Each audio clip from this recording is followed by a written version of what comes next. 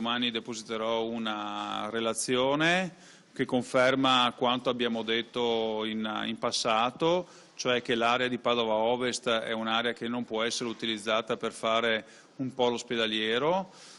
Questo insomma sarà anche un momento in cui tireremo fuori anche le cifre di quanto potrebbe costare bonificare l'area di Padova Ovest. Lo faremo noi e lo farà anche l'azienda, con una novità anche importante, perché noi produrremo anche la documentazione della protezione civile che dimostra che su Padova Est invece era stato individuato anche dalla passata amministrazione come luogo di sgombero in caso di calamità naturale. Io penso che in caso di calamità naturale, se si indica un'unica area nel comune di Padova dove concentrare la popolazione padovana, vuol dire che questa è sicuramente un'area sicura.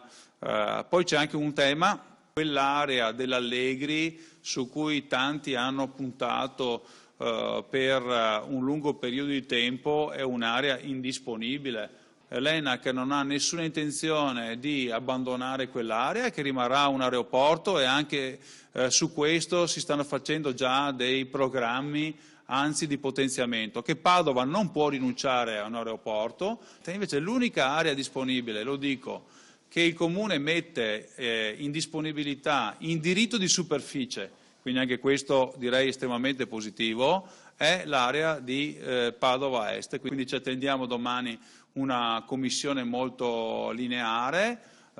con la chiusura quindi dell'ipotesi di Padova Ovest. Direi che sono rimasto anche un po' stupito, perché proprio ieri sera è arrivato perfino il progetto su Padova Est di Finanza e Progetti, che ha consegnato a tutti quanti gli enti, quindi questa è una